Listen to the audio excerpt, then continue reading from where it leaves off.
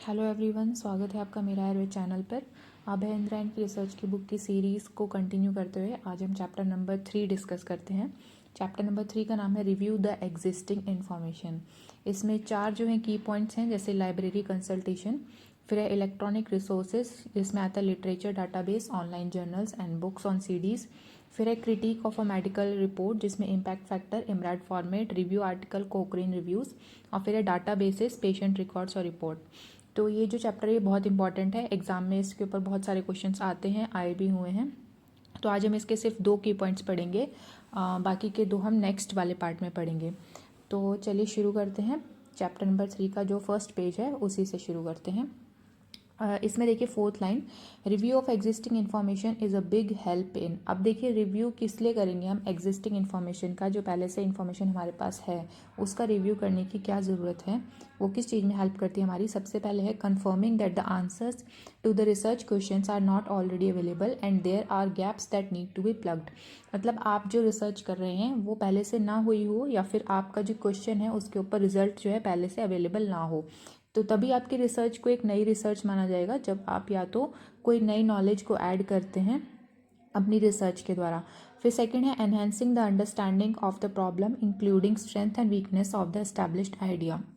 इसमें क्या है, आपने जैसे कोई प्रॉब्लम ली है उसको और ज़्यादा अंडरस्टैंड करने के लिए उसकी क्या स्ट्रेंथ है, या फिर उस रिसर्च में क्या आपको क्या वीक पॉइंट्स भी आ सकते हैं आपकी रिसर्च में, वो भी आपको एग्जिस्टिंग इन्फॉर्मेशन से मिल सकते हैं।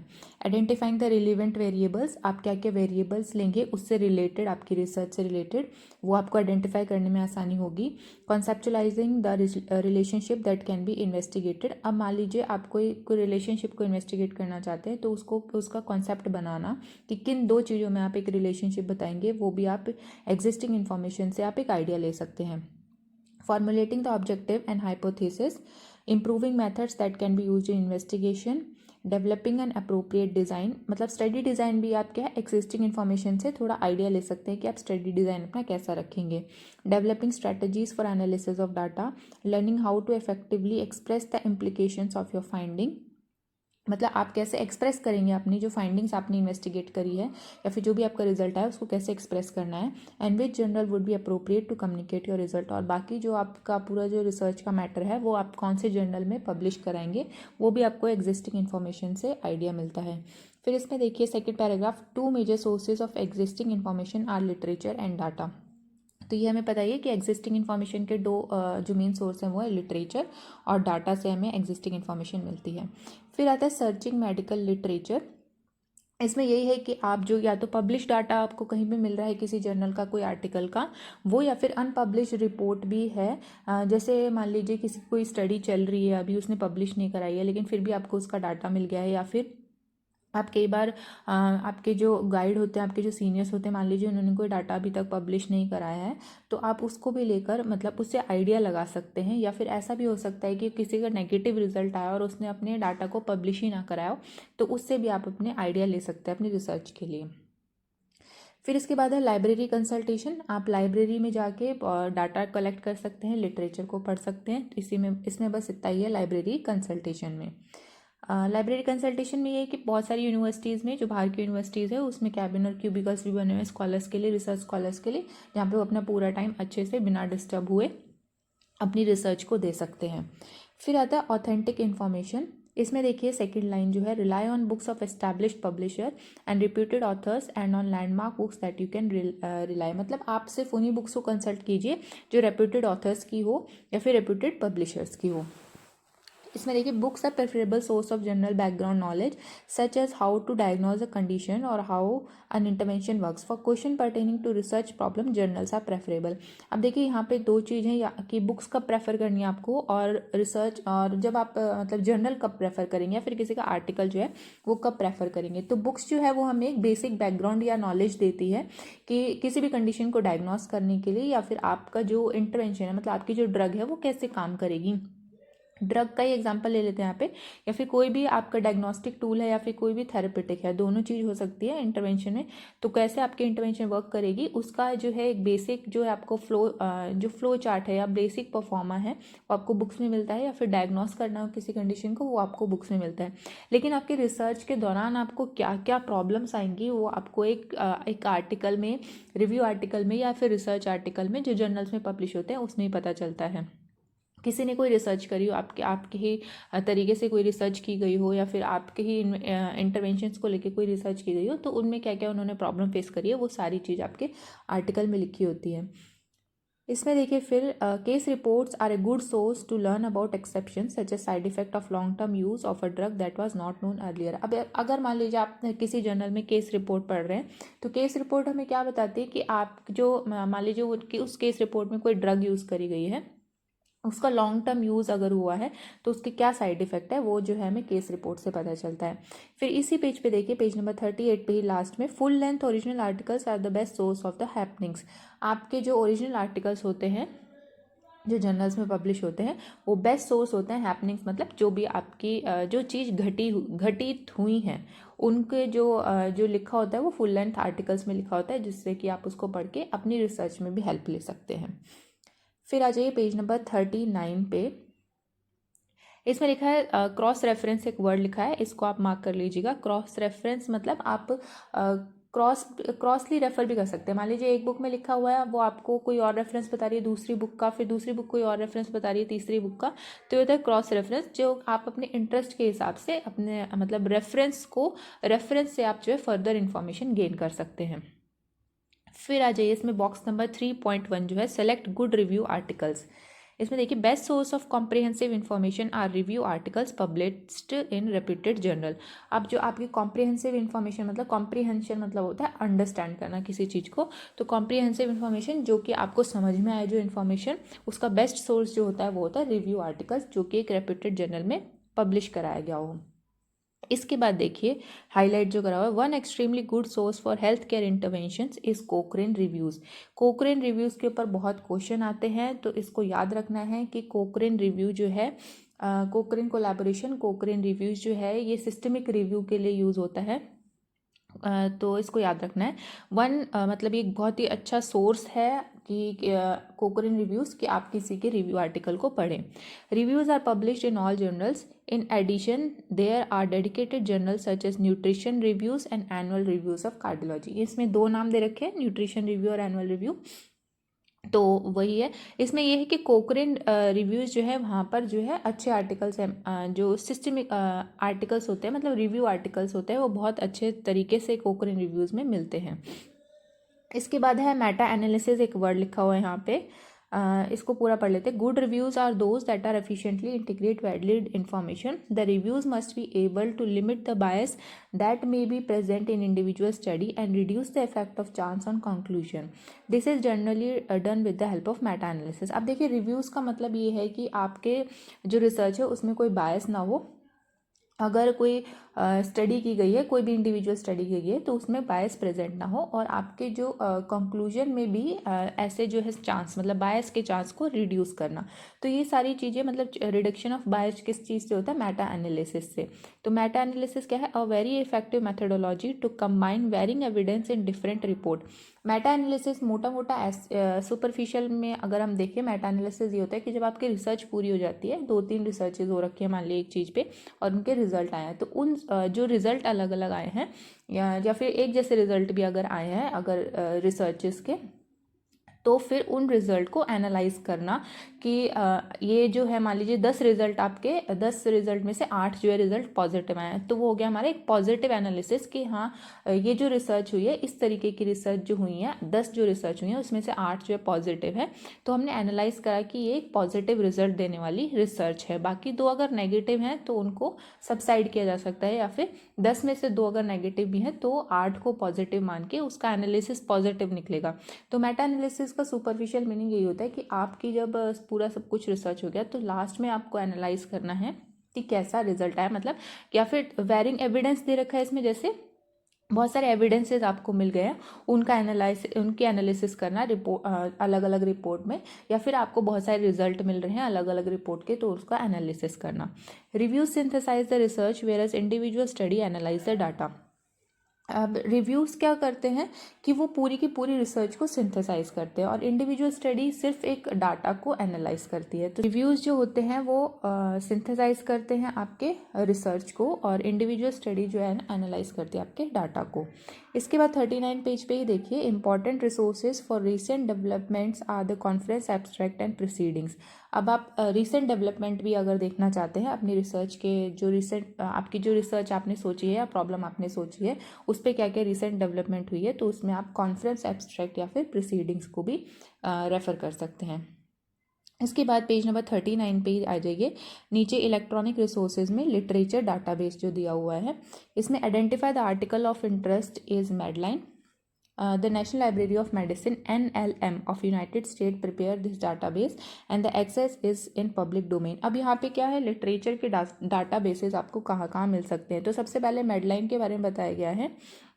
NLM जो है वो आपको डाटाबेस के को एक्सेस कराने में हेल्प करती है। National library of medicine free of cost है ये, पब्लिक डोमेन में। फिर इसमें पेज नंबर 40 में देखिए, Medline begins from the year 1966 but some articles published earlier are also available. Medline जो है 1966 में स्टार्ट हुआ था, लेकिन 1966 से पहले के भी आर्टिकल्स आपको मेडलाइन में मिल सकते हैं। फिर PubMed is the larger database that includes Medline, it includes more than 27 million citations. तो ये तो आप देख लेंगे। अब देखिए सबसे इंपॉर्टेंट जो है वो यहाँ पर है 40 पेज नंबर पे, सेकेंड पैराग्राफ जो है, यूज बोलियन ऑपरेटर्स एंड और एंड नॉट टू क्वालिफाई और सर्च। एग्जाम्स में आता है ये क्वेश्चन, बोलियन ऑपरेटर्स क्या हैं, एंड और एंड नॉट। बोलियन ऑपरेटर्स मतलब आपने कोई चीज़ सर्च करी है, देखिए एग्जांपल दे रखा है जैसे हाइपरटेंशन एंड डायबिटीज़, ठीक है, एंड आपने बीच में लगाया, एंड जो बीच में लगाया इसको हम बोलते हैं बोलियन ऑपरेटर। तो हाइपरटेंशन और डायबिटीज़ के बीच में एंड लगा दिया तो आपके जो आर्टिकल निकल कर आएंगे वो हाइपरटेंशन और डायबिटीज़ दोनों के निकल कर आएंगे। अगर आपने हाइपरटेंशन और डायबिटीज़ लगाया तो हाइपरटेंशन या फिर डायबिटीज़ के आर्टिकल आपके छन के निकल कर आएंगे, मतलब आपकी जो सर्च में गूगल, आप मान लीजिए गूगल पे सर्च कर रहे हैं, हाइपरटेंशन एंड डायबिटीज़ आपने डाल दिया सर्च में, तो आपके आर्टिकल्स क्या निकल कर आएंगे, जिसमें हाइपरटेंशन और डायबिटीज़ दोनों इंक्लूड हों। अगर हाइपरटेंशन और डायबिटीज़ डाला तो आपके आर्टिकल्स कैसे निकल कर आएंगे, एक हाइपरटेंशन का और एक मतलब एक डायबिटीज़ का, ऐसे करके अलग अलग। अगर आपने हाइपरटेंशन नॉट डायबिटीज़ डाला तो क्या आएगा, सिर्फ हाइपरटेंशन आएगा, जो जिस हाइपरटेंशन के आर्टिकल में डायबिटीज़ का वर्ड भी, मतलब डायबिटीज़ के बारे में कोई इन्फॉर्मेशन ना हो। और अगर आपने ऐसे डाला है कि डायबिटीज़ नॉट हाइपरटेंशन, तो सिर्फ आपके डायबिटीज़ के आर्टिकल निकल कर आएंगे, आपके हाइपरटेंशन जो है उसमें हाइपरटेंशन की इन्फॉर्मेशन जो है आपके डायबिटीज़ वाले आर्टिकल में इंक्लूड नहीं होगी। तो आपको तीन चीज़ें इसमें याद रखनी है, एंड और एंड नॉट जो है बोलियन ऑपरेटर है, आपके सर्चिंग मैकेनिज्म में काम आते हैं। इसके बाद देखिए 40 पेज नंबर पे ही इसी पैराग्राफ में सबसे लास्ट में लिखा है medical subject heading MeSH which is useful resource to locate relevant article beside keywords. अब देखिए हम कीवर्ड्स डालते हैं, कीवर्ड्स जैसे हाइपरटेंशन कीवर्ड हो गया, प्रमेय कीवर्ड हो गया, या फिर आपके एब्स्ट्रैक्ट में जब आप आर्टिकल लिखते हैं, सब लोगों ने अब तक तो आर्टिकल लिख लिए होंगे, जब आप आर्टिकल पब्लिश कराते हैं तो नीचे एब्स्ट्रैक्ट के नीचे आपको कीवर्ड्स देने होते हैं, ताकि लोग जो है उन कीवर्ड्स को सर्चिंग अपने उसमें डाल सर्च कर सके, कीवर्ड्स को डाल के आपके आर्टिकल को। तो मैश जो है हमारा मेडिकल सब्जेक्ट हेडिंग, मतलब आप जो है कीवर्ड के अलावा, कोई कीवर्ड के अलावा अगर आप मैश यूज़ करते हैं, मतलब आप कोई भी सब्जेक्ट की हेडिंग जो मेडिकल से रिलेटेड है उससे भी आप जो है अपनी सर्च को इनिशिएट कर सकते हैं। तो मैश का मतलब है मेडिकल सब्जेक्ट हेडिंग, ये एक यूज़फुल रिसोर्स है आपके रिलीवेंट आर्टिकल, मतलब जो रिलेटेड आर्टिकल हैं आपके उसको सर्च करने के लिए। तो ये भी बहुत इंपॉर्टेंट है, मैश आपका आ जाता है क्वेश्चंस में। इसके बाद आता है हमारा जो हमारे डाटाबेसेस जो प्रेजेंट हैं कौन कौन से हैं, जैसे 40 पेज नंबर पे देख लीजिए, इसके ऊपर क्वेश्चन भी बन सकते हैं। जैसे एड्स इन्फो, ये इन्फॉर्मेशन देता है हमें clinical trial and on drugs on HIV and AIDS. फिर पॉपलाइन देखिए, coverage of population, family planning and related health aspects. तो इनको थोड़ा थोड़ा आपको याद रखना है कि एड्स इन्फो, तो एड्स इन्फो तो नाम से ही दिख रहा है कि HIV और ड्रग्स के बारे में है। पॉप लाइन जो है, आप पॉप से पॉपुलेशन याद कर सकते हैं, फिर उसके आगे फैमिली प्लानिंग और रिलेटेड हेल्थ एस्पेक्ट्स। फिर टॉक्सनेट जो है हमारा टॉक्सिकोलॉजी से या फिर हैजार्डियस केमिकल से रिलेटेड होगा हमारा डाटाबेस। फिर आता है हमारा NICHSR, ये याद रखना है, national information centre on health services research. तो ये आ सकता है हमारा NICHSR जो है हमारा, ये कवर करता है citation to health service research, administration and technology assessment literature. तो इसमें किस चीज़ का डाटाबेस होगा हमारा, हेल्थ सर्विस रिसर्च का, एडमिनिस्ट्रेशन का और टेक्नोलॉजी असेसमेंट लिटरेचर का। फिर कैंसर लिट नाम से ही पता चल रहा है, ये कवर करता है कैंसर लिटरेचर को, और ये जो अब है जो मर्ज हो गया पबमेड के साथ। तो NICHSR जो है थोड़ा सा अलग नाम है, इसकी फुल फॉर्म भी याद रखनी है और ये किस चीज़ से रिलेटेड है ये भी याद रखना है। बाकी जो नाम है उनके नाम में ही पता चल जाएगा आपको कि किस चीज़ से रिलेटेड है। इसके बाद पेज नंबर 41 में सबसे पहले ही देखिए, another comprehensive literature database is Embase. Embase याद रखेंगे, यूरोपियन डाटाबेस है और ये ऑफशोट ऑफ एक्सपर्टा मेडिका। आता नहीं है ऐसा क्वेश्चन EM वाला, लेकिन एमबेस आप याद रखिए, यूरोपियन डाटाबेस है।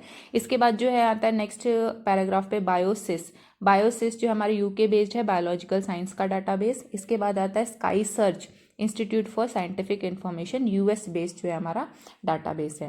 अब देखिए 41 पेज पे आता है कोक्रेन कोलैबोरेशन, बहुत ही इंपॉर्टेंट है, जैसे हमने कोक्रेन रिव्यूज पढ़े थे वैसी चीज़ से रिलेटेड है।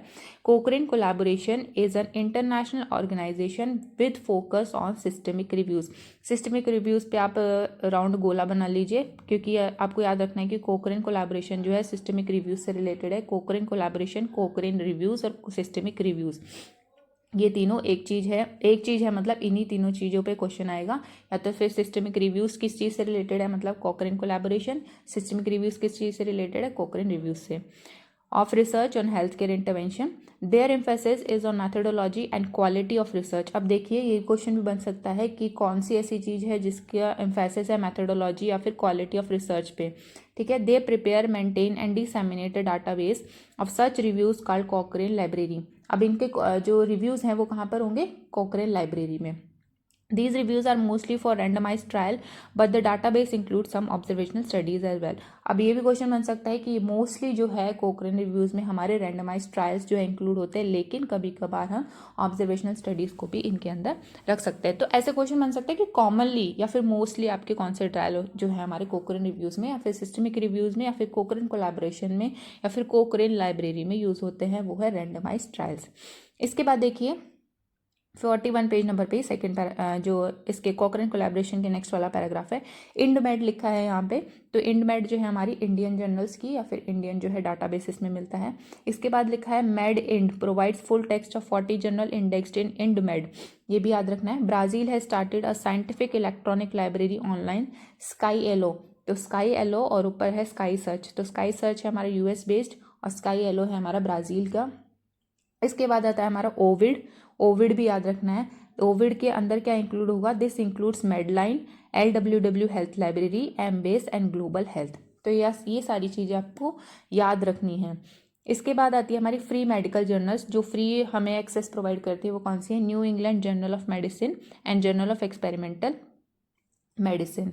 फिर इसमें देखिए an impressive addition in the series of journals published on internet by BioMed centre with full and free access.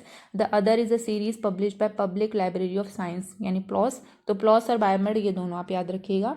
इसके बाद 42 पेज नंबर पे ही देखिए सेकेंड पैराग्राफ, ERMed जो लिखा है, इलेक्ट्रॉनिक रिसोर्स इन मेडिसिन। तो ये भी आपको याद रखना है, ये भी हमारे फ्री डाटाबेस में आता है, ERMed electronic resource in medicine. इसके बाद देखिए अदर इलेक्ट्रॉनिक रिसोर्सेज में आते हैं हमारे गूगल स्कॉलर। ये तो सबको पता होगा, गूगल स्कॉलर पे जाके हम जो है आर्टिकल्स को सर्च करते हैं कीवर्ड्स डाल के या फिर मैश डाल के। फिर इसके बाद है हमारा, इसी में देखिए जो लास्ट पैराग्राफ है इसी पेज पे 42 नंबर पे ही, books are extremely good source of knowledge that can help a research. A good website for this purpose is freebooksfordoctor.com that has 360 book on different topics. इसको आप टिक लगा लीजिएगा, इतना इंपॉर्टेंट नहीं है। फिर 43 पेज नंबर पर आ जाइए। Websites such as MD Consult and Medscape are also useful for research endeavors. तो ये दोनों वेबसाइट भी आप याद रखिएगा, MD Consult एंड Medscape। कई बार क्वेश्चन आ भी सकता है अगर बहुत ही आसान क्वेश्चन बनाना हो तो, कि MD Consult जो है वो किस चीज़ से रिलेटेड है, तो ये जो है हमारे रिसर्च एंडेवर से रिलेटेड है, मेडिकल रिसर्च एंडेवर से। इसके बाद जो है हम पार्ट 2 में पढ़ेंगे critic of a medical report, क्योंकि ये बहुत ही इंपॉर्टेंट है। Critique of a medical report के ऊपर बहुत सारे क्वेश्चंस आते हैं और बहुत ही इंपॉर्टेंट क्वेश्चंस बनते हैं, तो इसको हम नेक्स्ट पार्ट में कवर करेंगे। आज के लिए इतना ही, थैंक यू।